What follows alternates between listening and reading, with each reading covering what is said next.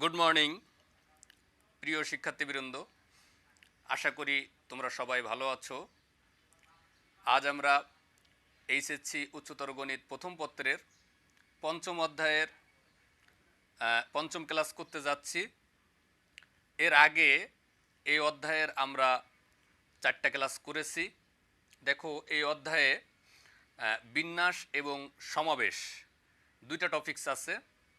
তো আমরা এর আগে যে 4টা ক্লাস করেছি ওখানে আমি তোমাদেরকে বিন্যাস নিয়ে আলোচনা করেছি এবং বিন্যাসের বিভিন্ন অঙ্কগুলোর সমাধান করে দেওয়ার চেষ্টা করেছি। তোমরা সেগুলা বাসায় প্র্যাকটিস করছো অবশ্যই সবাই। আর যারা বাসায় প্র্যাকটিস করনি সবগুলা ক্লাস যারা এখনো পর্যন্ত দেখো নাই, তারা অবশ্যই আগের সবগুলা ক্লাস দেখবে এবং বাসায় প্র্যাকটিস করবে। আজ আমরা সমাবেশ অধ্যায়ের প্রথম ক্লাস শুরু করব, মানে হচ্ছে পঞ্চম অধ্যায়ের যে সমাবেশ টপিক্সটা আছে বিন্যাসের পরে, এই সমাবেশ টপিক্সটার প্রথম ক্লাস আমরা করব। এটাকে হচ্ছে মানে কম্বিনেশন বা সমাবেশ, ঠিক আছে? তো এই কম্বিনেশন বা সমাবেশ অধ্যায়ের প্রথম ক্লাসে আমরা প্রথমে সমাবেশ কি, দেখো বিন্যাস ক্লাস যখন আমরা শুরু করি তখন আমি কিন্তু তোমাদেরকে বলি বিন্যাস অর্থ হচ্ছে কি সাজানো, ঠিক আছে? মানে হচ্ছে যদি বিন্যাস কি সেটা আমরা হচ্ছে প্রথম ক্লাসে যদিও আমি তোমাদের ব্যাখ্যা করেছি, এখন আর আমরা এটা ব্যাখ্যা করব না। আজকে আমরা সমাবেশ কি সেটা নিয়ে একটু দেখব। দেখো, সমাবেশ অর্থ হচ্ছে দল গঠন। আমি একটু লিখি,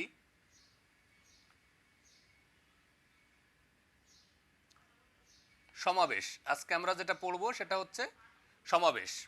সমাবেশ অর্থ হচ্ছে দল গঠন। দেখো, কতগুলি বস্তু থেকে কয়েকটি বা সবকটি প্রতিবার নিয়ে যতগুলা দল গঠন করা যায় তাদের প্রত্যেকটিকে এক একটি সমাবেশ বলে। আমি আবারও বলছি, দেখা যাচ্ছে যে কতগুলা বস্তু আছে, যেমন ধরো হচ্ছে 10টা বস্তু আছে, সেখান থেকে কয়েকটি যদি আমি নিই, মানে আমি যদি 8টা নিই বা 5টা নিই বা যদি সবকটি নিই, 10টা থেকে যদি আমি সবকটি বস্তু নিয়ে যতগুলা দল গঠন করতে পারে, মানে কতগুলা দল আমি গঠন করতে পারি, হ্যাঁ, এটা হচ্ছে, এবং প্রত্যেকটি দলকে বলা হবে হচ্ছে কি এক একটি সমাবেশ, ঠিক আছে? তো দেখো, আমি একটু সংজ্ঞাটা লিখি। সমাবেশ সংখ্যা আমরা কিভাবে নির্ণয় করব? সমাবেশ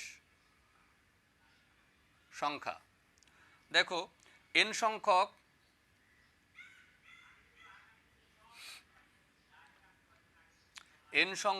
ভিন্ন ভিন্ন বস্তু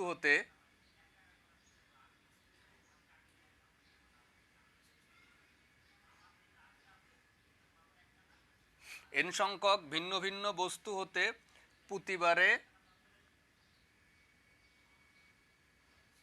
আর সংখ্যক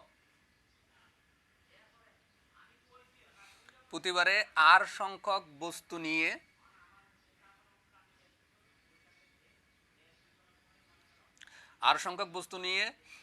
যতগুলি সমাবেশ হতে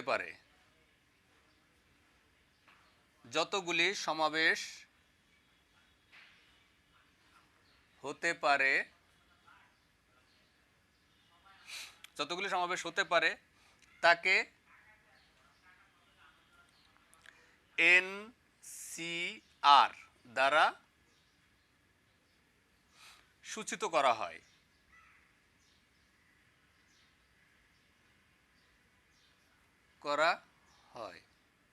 দেখো, এখানে আমি সমাবেশ সংখ্যা আমরা কিভাবে নির্ণয় করব সেটা আমি লিখছি। দেখো, এখানে কি বলছে, এন সংখ্যক ভিন্ন ভিন্ন বস্তু হতে প্রতিবারে আর সংখ্যক বস্তু নিয়ে যতগুলি সমাবেশ হতে পারে তাকে এনসিআর দ্বারা সূচিত করা হয়। তার মানে এখানে এন সংখ্যক বস্তু হতে যদি আমরা প্রত্যেকবার আর সংখ্যক বস্তু নিয়ে যতগুলি সমাবেশ হতে পারে, ঠিক আছে, ওইটা হচ্ছে আমাদের সমাবেশ সংখ্যা নির্ণয় করার, এটা হচ্ছে সূত্র। এনসিআর মানে এন সংখ্যক বস্তু হতে প্রত্যেকবার আর সংখ্যক বস্তু নিয়ে আমরা সমাবেশ সংখ্যা নির্ণয় করব। যেমন দেখো, 5টি ভিন্ন ভিন্ন বস্তু, এখানে দেখো 5টি ভিন্ন ভিন্ন বস্তু নিয়ে এখান থেকে যদি আমি 2টি বস্তু নিয়ে দল গঠন করতে যাই বা সমাবেশ গঠন করতে যাই, তাহলে আমরা কি পাবো? 5টি ভিন্ন ভিন্ন বস্তু থেকে প্রতিবারে 2টা করে নিয়ে আমরা দল গঠন করব, ঠিক আছে? তাহলে 5C3 ইকুয়াল টু আমরা কি জানি? 5C3 ইকুয়াল টু, দেখো আমি তোমাদের এখানে এই সূত্রটা লিখে দিই। দেখো এন সি আর এর সূত্র হচ্ছে factorial n divided by factorial r into factorial N minus r. ঠিক আছে, n c r equal to factorial n divided by factorial r into factorial N minus r. এই যে এন মাইনাস আর ফ্যাক্টরিয়ালও বলতে পারো, অথবা ফ্যাক্টরিয়াল এন মাইনাস আর। ঠিক আছে, N minus r এর ফ্যাক্টরিয়াল এটা। হ্যাঁ, তাহলে n c r equal to factorial n divided by factorial r into factorial N minus R. Okay, তাহলে এখানে ঠিক একইভাবে এই পাঁচটি ভিন্ন ভিন্ন বস্তু হতে যদি দুইটা বস্তু নিয়ে আমি যদি দল গঠন করতে যাই বা সমাবেশ সংখ্যা নির্ণয় করতে যাই, তাহলে কতগুলো দল আমি গঠন করতে পারবো সেটা হচ্ছে ফ্যাক্টরিয়াল 5 ডিভাইডেড বাই ফ্যাক্টরিয়াল 2, তার মানে factorial n divided by factorial r, আর একটা হচ্ছে কি ফ্যাক্টরিয়াল এন মাইনাস আর, মানে 5 মাইনাস আর মানে হচ্ছে 2। ঠিক আছে, ফ্যাক্টরিয়াল এন মাইনাস আর। ওকে, তো এখান থেকে দেখো factorial 5 divided by factorial 2 into এখানে হচ্ছে 5 মাইনাস 2, তাহলে ফ্যাক্টরিয়াল 3। ওকে, তো এটা যদি আমরা ক্যালকুলেশন করি এখানে দেখো, তাহলে আমরা কি পাই, ফ্যাক্টরিয়াল 5 সমান আমরা লিখতে পারি 5 ইন্টু 4 ইন্টু 3 ফ্যাক্টরিয়াল, আর নিচে আমার আছে হচ্ছে 2 ফ্যাক্টরিয়াল 2কে যদি আমরা ভাঙি তাহলে 2 ইন্টু 1 হয়, আর 3কে ফ্যাক্টরিয়াল 3 ফ্যাক্টরিয়াল যদি আমরা রেখে দিই তাহলে আমরা এই 3 ফ্যাক্টরিয়াল আর 3 ফ্যাক্টরিয়াল কেটে দিতে পারি। তাহলে আমরা কি পাই, এটা যদি কেটে দিই তাহলে হচ্ছে আমরা 2 পাই, তাহলে টোটাল হচ্ছে 10। ওকে, তার মানে হচ্ছে যে এই পাঁচটি ভিন্ন ভিন্ন বস্তু হতে প্রত্যেকবার যদি দুইটা করে নিয়ে আমরা এরকম দল গঠন করতে পারি হচ্ছে 10টি। ঠিক আছে, তার মানে আমাদের সমাবেশ সংখ্যা হচ্ছে 10টি। ঠিক আছে, তাহলে আমি দেখো আমি হচ্ছে আরও একটা জিনিস দেখো, এখানে হচ্ছে এই যে পাঁচটি ভিন্ন ভিন্ন জিনিস, ধরো এখানে আমরা নিলাম হচ্ছে মুশফিক,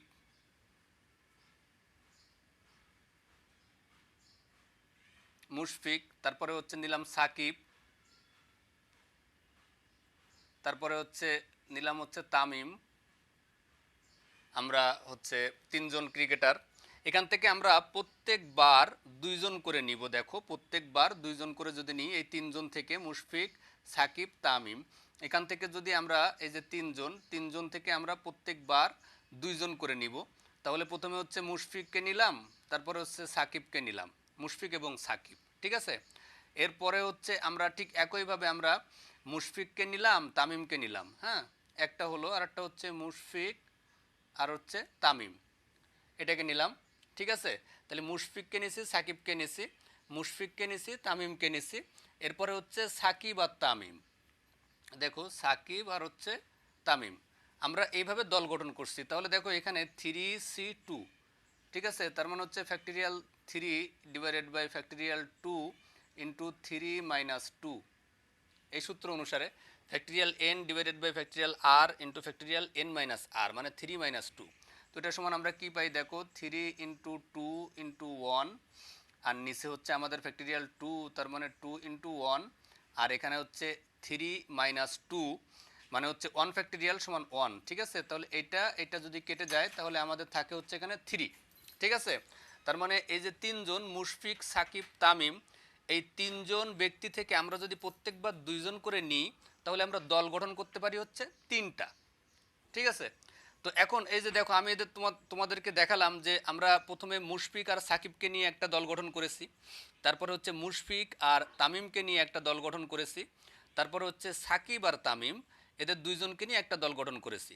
আমরা কিন্তু আর যেভাবেই নিই না কেন আমাদের এই দলের সাথে আমরা মিলে যাবে, সুতরাং আমরা মানে 3টার বেশি দল গঠন করতে পারবো না।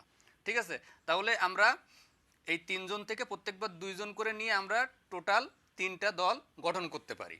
ওকে, তো এখন এটা হচ্ছে আমাদের কি সমাবেশ, মানে সমাবেশ সংখ্যা আমরা নির্ণয় করলাম বা দল গঠন। এখন যদি এখান থেকে তোমরা যদি বিন্যাসে যেতে চাও বা হচ্ছে সাজানোতে যেতে চাও, তাহলে এখন দেখো এই যে দল গঠন করলাম, এই দলে আমরা হচ্ছে মুশফিককে আগে, সাকিবকে পরে বসাতে পারি, তাই না? তো এখানে যদি আমরা সাকিবকে আগে আর মুশফিককে পরে বসাই তাহলে কিন্তু আমরা মানে এখানে হচ্ছে সাজানোর ক্ষেত্রে আমি বলছি, দেখো এখানে হচ্ছে যখন আমরা সাজাবো এদেরকে তখন মুশফিককে আগে সাকিবকে পরে বসালাম, অথবা সাকিবকে আগে মুশফিককে পরে বসালাম, এভাবে কিন্তু আমরা দুইভাবে সাজাতে পারি, তাই না? ঠিক একইভাবে এখানে মুশফিককে আমরা আগে বসাবো আর তামিমকে পরে বসাবো, ঠিক আছে? আবার তামিমকে আগে বসাবো মুশফিককে পরে বসাবো, এভাবে কিন্তু আমরা সাজাতে পারি, তাই না? তো যখন আমরা এই দল গঠনের পরে আমরা এদেরকে সাজাবো তখন হবে হচ্ছে বিন্যাস সংখ্যা বা সাজানো সংখ্যা। ওকে, তাহলে সমাবেশ কোনটা আর বিন্যাস কোনটা এটা আমরা নিশ্চয়ই বুঝতে পারছি। সমাবেশটা হচ্ছে প্রথমে আমরা দল গঠন করব, দল গঠন করার পরে ওদের নিজেদের মাঝে সাজাবো, ওইটা হচ্ছে বিন্যাস বা সাজানো সংখ্যা, ঠিক আছে? তো এখন দেখো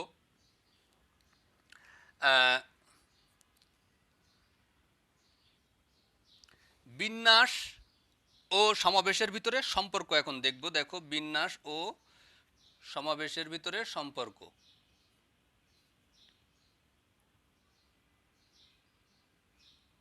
সমাবেশের মধ্যে সম্পর্ক,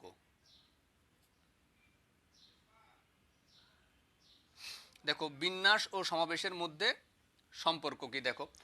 এখন আমরা এটা সূত্রের মাধ্যমে দেখব। দেখো n c r equal to আমরা কি লিখতে পারি, factorial n divided by factorial r into factorial N minus r. N c r equal to আমরা কি লিখতে পারি, factorial n divided by factorial r into factorial N minus R. Okay, তো এখন দেখো এখান থেকে আমরা এটাকে যদি আমরা এখান থেকে এই ফ্যাক্টরিয়াল আরটাকে যদি আমরা এই সাইডে পাঠাই তাহলে কি হয় দেখো, আমি এই অংশটা আগে লিখবো, factorial n divided by factorial N minus r, আর এই আরটাকে আমরা এই সাইডে পাঠালাম, তাহলে ইকুয়াল টু কি হয়, factorial r into n c আর, ফ্যাক্টরিয়াল আর ইন্টু এনসিআর, এই ফ্যাক্টরিয়াল আরটাকে আমরা এই সাইডে পাঠাইছি, ঠিক আছে? তাহলে এখন আমরা এই factorial n divided by factorial N minus r এটা সমান আমরা কি লিখতে পারি দেখো, আমি তোমাদেরকে এর আগের ক্লাসে যখন আমি বিন্যাস তোমাদেরকে শিখিয়েছি সেই ক্লাসে আমি বলেছি যে n p r equal to factorial n divided by factorial N minus r, n p r equal to factorial n divided by factorial N minus r, এর আগে আমি তোমাদেরকে দেখাইছি। তাহলে এই যে factorial n divided by factorial N minus r equal to এটার সমান আমরা লিখতে পারি হচ্ছে এন পি আর। ওকে, এটা কিন্তু হচ্ছে বিন্যাস সংখ্যা নির্ণয়ের সূত্র, n p r equal to, তাহলে আমরা কি লিখব, factorial n into n c r, তাহলে হচ্ছে এখানে কি factorial r into n c r. তাহলে এখন দেখো এই যে এন সি আর এটা হচ্ছে দল গঠন বা এটা হচ্ছে কি সমাবেশ সংখ্যা। তো সমাবেশ সংখ্যা নির্ণয় করার পরে এখানে যে আর মানে এখানে আর এর মান যেটা হবে এটা এই সমাবেশ সংখ্যা নির্ণয় করার পরে যদি আমরা এটাকে এই ফ্যাক্টরিয়াল আর দ্বারা গুণ করি তাহলে আমরা কিন্তু বিন্যাস সংখ্যা বা সাজানো সংখ্যা পাবো, ঠিক আছে? এটা হচ্ছে বিন্যাস এবং সমাবেশের মধ্যে সম্পর্ক। আমি আবারও বলছি, এটা হচ্ছে সমাবেশ সংখ্যা নির্ণয় এনসিআর, এটা হচ্ছে সমাবেশ সংখ্যা বা দল গঠন। এই সমাবেশ সংখ্যা নির্ণয় করার পরে আমরা ওইটাকে ফ্যাক্টরিয়াল আর দ্বারা যদি গুণ করি তাহলে সেক্ষেত্রে আমরা কিন্তু বিন্যাস সংখ্যা বা সাজানো সংখ্যা পাবো, এনপিআর পাবো। ওকে, তাহলে প্রথমে হচ্ছে আমরা কোনো একটা জিনিসের আমরা ডিরেক্ট এনপিআর এই সূত্র দিয়ে আমরা ডিরেক্ট হচ্ছে বিন্যাস বা সাজাতে পারি, অথবা প্রথমে আমরা সমাবেশ বা দল গঠন করার পরে ওইটাকে ফ্যাক্টরিয়াল আর দ্বারা গুণ করে আমরা সমাবেশ থেকে আমরা বিন্যাসে আসতে পারি বা সাজিয়ে নিতে পারি, ঠিক আছে? আমরা এই যে মুশফিক, সাকিব, তামিম এই তিনজন থেকে প্রত্যেকবার দুইজন করে নিয়ে, এদিকে একটু খেয়াল করো, আমরা এই যে তিনজন থেকে প্রত্যেকবার দুইজন করে নিয়ে আমরা যে সমাবেশ সংখ্যা বা দল গঠন করেছি আমরা কয়টা, তিনটা। ওকে, তাহলে এই যে তিনটা দল গঠন করেছি এর সাথে আমি কি বলছি, এর সাথে হচ্ছে এই যে ফ্যাক্টরিয়াল আর যদি আমরা গুণ করি সেক্ষেত্রে দেখো এখানে হচ্ছে two, factorial two equal to গুণ করলে আমরা পাবো হচ্ছে কত, এটার সাথে যদি আমরা ফ্যাক্টরিয়াল টু গুণ করে দিই তাহলে আমরা পাবো হচ্ছে 6, তাই না? তার মানে হচ্ছে যে এই যে দল গঠন, এই দল গঠনের সাথে যদি ফ্যাক্টরিয়াল আর গুণ করি, মানে এই যে এখানে আর এর যে মান এই আরটা গুণ করি তাহলে আমরা বিন্যাস পাচ্ছি। এটা হচ্ছে কি বিন্যাস বা সাজানো, বিন্যাস, হ্যাঁ, বিন্যাস পাচ্ছি। আবার যদি ডিরেক্ট আমরা বিন্যাস নির্ণয় করতে যাই তাহলে আমাদের এখানে হচ্ছে মুশফিক, সাকিব, তামিম, দেখো তিনজন থেকে 3p2, ঠিক আছে, এটা হচ্ছে বিন্যাস সংখ্যা নির্ণয়ের সূত্র। আমি তোমাদের বলেছি 3p2 ইকুয়াল টু দেখো factorial 3 divided by factorial 3 minus 2। Okay, তার মানে হচ্ছে দেখো 3 মাইনাস 2, তাহলে ফ্যাক্টরিয়াল 3 এখানে থাকে হচ্ছে factorial 3 equal two 3 into 2 into 1 equal to 6। হ্যাঁ, এ হচ্ছে বিন্যাস সংখ্যা। তাহলে দেখো আমরা ডিরেক্ট যখন বিন্যাস সংখ্যা নির্ণয় করছি তাহলে তিনজন থেকে দুইজন করে নিয়ে সাজানো সংখ্যা 6টি। আবার প্রথমে আমরা দল গঠন করলাম, তিনজন থেকে দুইজন করে নিয়ে দল গঠন করলাম, করার পরে ওইটার সাথে ফ্যাক্টরিয়াল আর গুণ করার পরে আমরা কিন্তু এটা 6 পেয়েছি। তাহলে এই 6 ইকুয়াল টু 6, তার মানে হচ্ছে 3p2 equal two 3c2 into factorial 2। Okay, তার মানে হচ্ছে npr equal to factorial r into ncr। এটা হচ্ছে সমাবেশ সংখ্যা এবং বিন্যাস সংখ্যার ভিতরে সম্পর্ক। ওকে, সমাবেশ এবং বিন্যাসের ভিতরে সম্পর্ক। তার মানে আমরা এটাই বুঝলাম যে দল গঠন করার পরে আমরা প্রত্যেকবার যে কয়জন করে নিয়ে দল গঠন করছি ওই কয়জনকে যদি আমরা নিজেদের ভিতরে সাজাই তাহলে আমরা সাজানো সংখ্যা বা বিন্যাস সংখ্যা পাবো।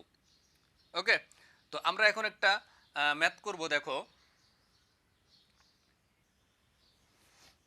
দেখো 7টি সরলরেখার দৈর্ঘ্য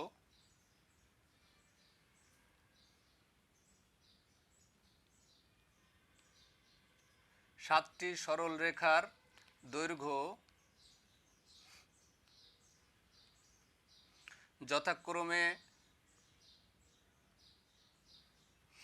1 2 3 4 5 6 7। 7টি সরলরেখার দৈর্ঘ্য যথাক্রমে 1 2 3 4 5 6 7, 7টি সরলরেখা এত সেন্টিমিটার দৈর্ঘ্য।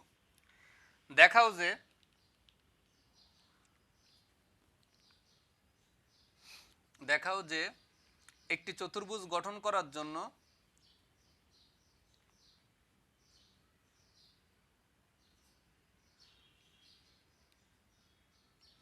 একটি চতুর্ভুজ গঠন করার জন্য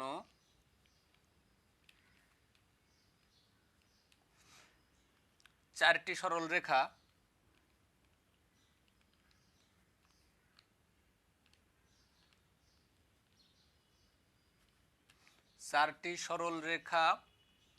যত প্রকারে বাছাই করা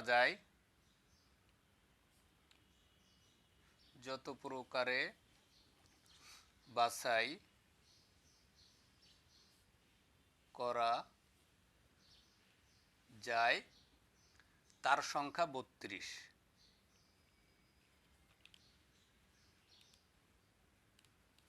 তার সংখ্যা 32। দেখো 7টি সরলরেখার দৈর্ঘ্য যথাক্রমে 1 2 3 4 5 6 7 সেন্টিমিটার। তার মানে হচ্ছে 7টি সরলরেখার দৈর্ঘ্য এখানে দেওয়া আছে, একটা 1 সেন্টিমিটার, একটা 2 সেন্টিমিটার, এভাবে 7 সেন্টিমিটার পর্যন্ত। বলছে যে দেখাও যে একটি চতুর্ভুজ গঠন করার জন্য 4টি সরলরেখা কত প্রকারে বাছাই করা যায়। হ্যাঁ, এটা হচ্ছে মূলত কোশ্চেন যে আমরা একটি চতুর্ভুজ গঠন করতে গেলে আমরা জানি হচ্ছে সরলরেখা লাগে কয়টি? 4টা। একটা চতুর্ভুজ গঠন করতে গেলে আমাদের সরলরেখা লাগবে হচ্ছে 4টা করে, তাই না? তাহলে এখানে বলছে যে একটি চতুর্ভুজ গঠন করার জন্য 4টি সরলরেখা যত প্রকারে বাছাই করা যায় তার সংখ্যা 32। তার মানে এখান থেকে এই যে 7টি হচ্ছে সরলরেখা আছে, এই 7টি সরলরেখা থেকে 4টা করে নিয়ে একটা করে চতুর্ভুজ আমরা নির্ণয় করব। 7টা সরলরেখা থেকে প্রত্যেকবারে 4টা করে সরলরেখা নিয়ে আমরা একটা করে চতুর্ভুজ নির্ণয় করব। তো বলছে যে দেখাও যে এইভাবে করে আমরা বাছাই করতে পারি বা আমরা চতুর্ভুজ নির্ণয় করতে পারি, তার সংখ্যা হচ্ছে 32টি। এই যেমন দেখো এটা হচ্ছে যে 7টি সরলরেখা আছে, এখানে একটা আছে 7 সেন্টিমিটার, তারপরেরটা আছে হচ্ছে দেখো 6 সেন্টিমিটার, তারপরেরটা আছে হচ্ছে 5 সেন্টিমিটার, তারপরেরটা হচ্ছে 4 সেন্টিমিটার, তারপরেরটা আছে হচ্ছে দেখো 3 সেন্টিমিটার, তারপরেরটা 2 সেন্টিমিটার, তারপরেরটা 1 সেন্টিমিটার। ওকে, তো এখন দেখো এখানে হচ্ছে এটা হচ্ছে 7 সেন্টিমিটার, এটা হচ্ছে 6 সেন্টিমিটার, এটা হচ্ছে 5 সেন্টিমিটার, 4 সেন্টিমিটার, 3, 2, 1 সেন্টিমিটার, এরকম 7টি সরল রেখা আছে। এখান থেকে প্রত্যেকবার আমরা জানি একটা চতুর্ভুজ গঠন করতে গেলে আমাদের 4টা সরল রেখা লাগবে। তো প্রত্যেকবার এই 7টা থেকে 4টা করে নিয়ে এরকমভাবে আমরা কয়টা চতুর্ভুজ নির্ণয় করতে পারবো। ঠিক আছে, তো কি বলছে, একটি চতুর্ভুজ গঠন করার জন্য 4টা সরল রেখা যত প্রকারে বাছাই করা যায়, এই 7টা থেকে 4টা যত প্রকারে বাছাই করা যায় তার সংখ্যা হচ্ছে 32। তার মানে আমরা 32 প্রকারে বাছাই করে আমরা 32টি চতুর্ভুজ নির্ণয় করতে পারবো, গঠন করতে পারবো। ঠিক আছে, তো এটা আমাদের দেখাতে হবে। তাহলে এখন দেখো হচ্ছে আমাদের এখানে সমাধান, দেখো আমাদের এখানে 7টি সরল রেখার দৈর্ঘ্য আমাদের দেওয়া আছে, কি প্রদত্ত 7টি সরল রেখার দৈর্ঘ্য হচ্ছে 1 2 3 4 5 6 7, 1 2 3 4 5 6 7 সেন্টিমিটার আমাদের এখানে 7টি সরল রেখা দেওয়া আছে। তো এখন আমরা দেখো আমাদের হচ্ছে যে কোনো 4টি বাহু আমরা বাছাই করতে পারি। দেখো যে কোনো 4টি বাহু, যে কোনো 4টি বাহু বাছাই সংখ্যা,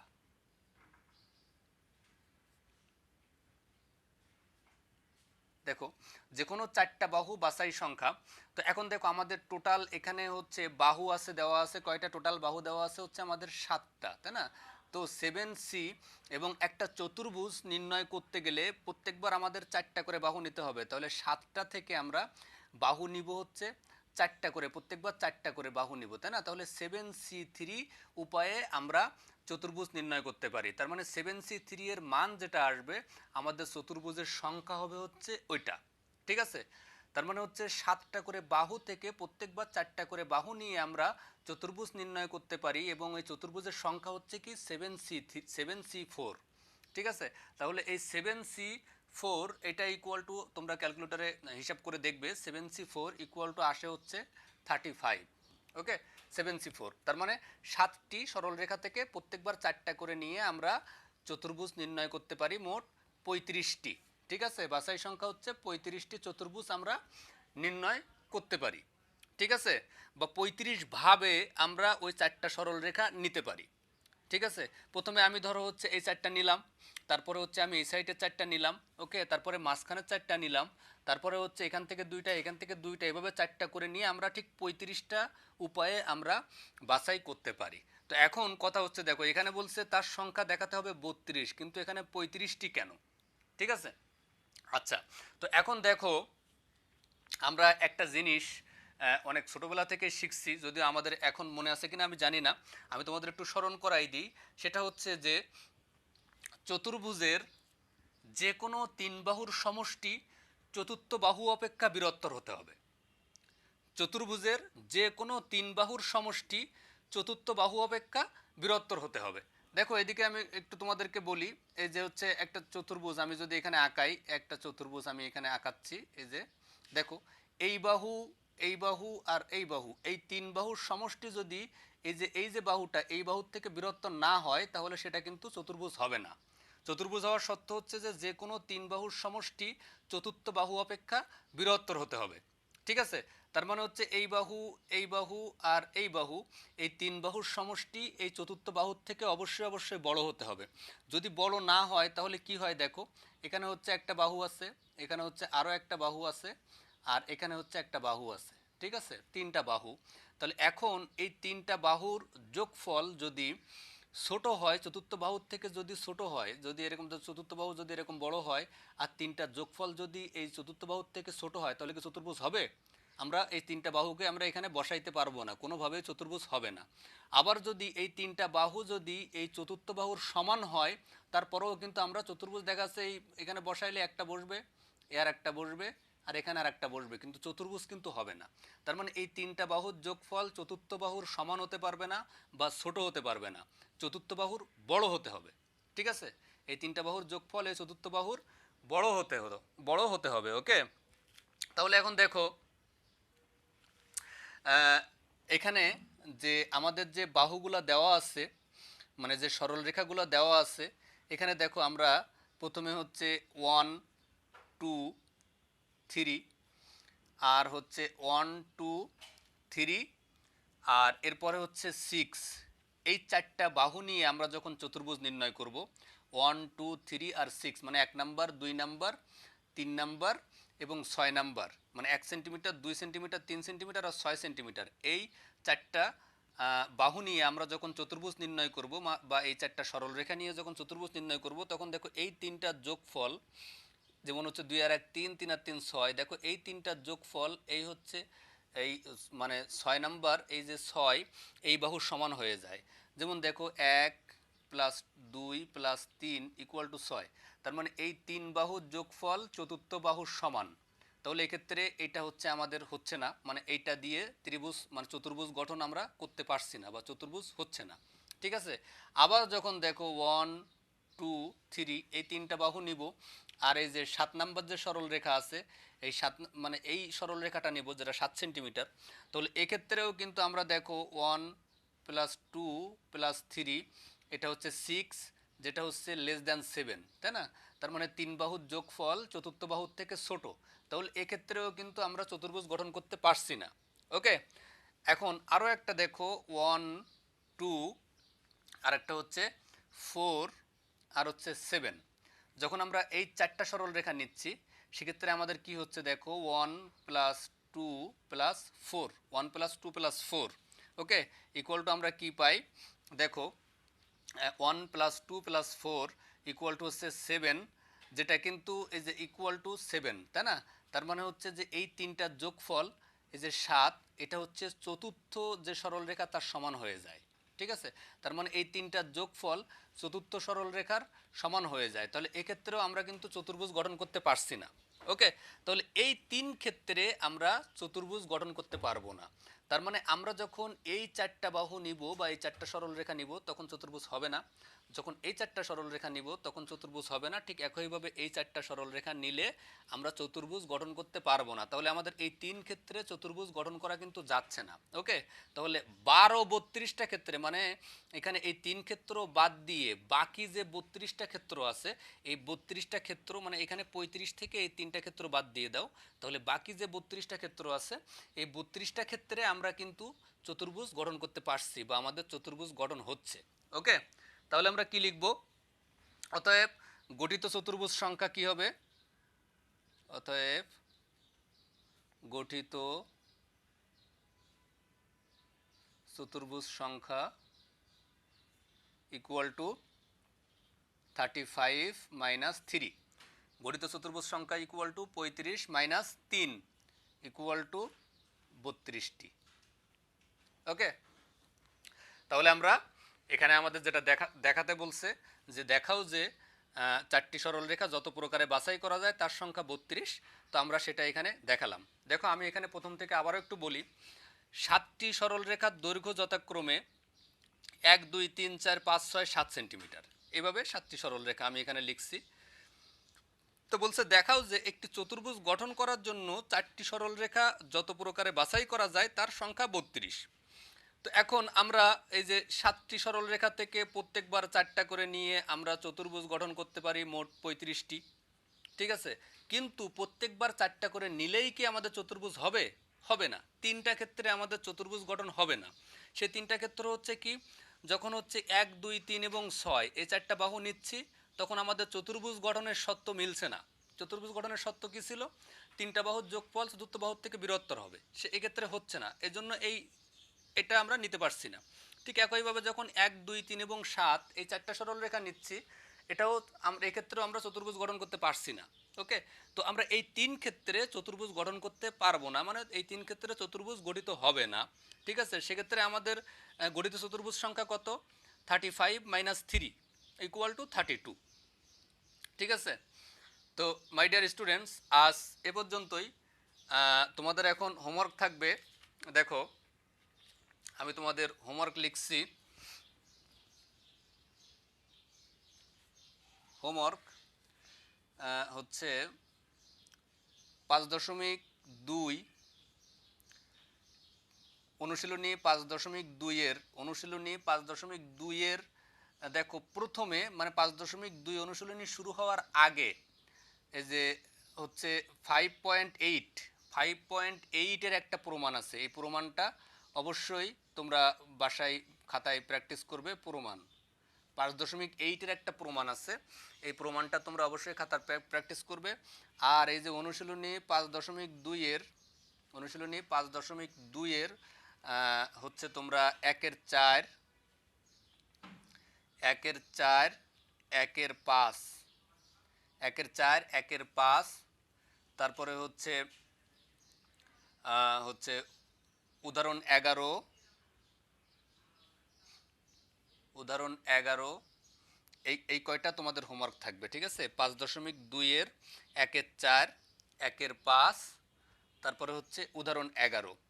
এবং এই 5.2 শুরু হওয়ার আগে এই যে 5.8 এর একটা প্রমাণ আছে, এগুলো হচ্ছে তোমাদের হোমওয়ার্ক থাকবে। বাসায় অবশ্যই সবাই প্র্যাকটিস করে খাতায় সুন্দর করে লিখে রাখবে, ঠিক আছে?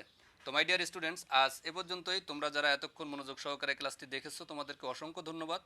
একটা কথা তোমাদেরকে আমি একটু স্মরণ করিয়ে দিই, সেটা হচ্ছে যে করোনা কিন্তু আবার নতুন করে সংক্রমণ হার বেড়ে যাচ্ছে, করোনার সংক্রমণের হার বেড়ে যাচ্ছে। তো আমরা সবাই বাসায় থাকবো, সাবধানে থাকবো, মাস্ক ব্যবহার করব এবং যেখানে অধিক জনসংখ্যা বা জনগণ যেখানে আছে সেই জনসমাগম আমরা এড়িয়ে চলবো। আর খুব প্রয়োজন না হলে বাসা থেকে বের হব না। ওকে, ধন্যবাদ সবাইকে।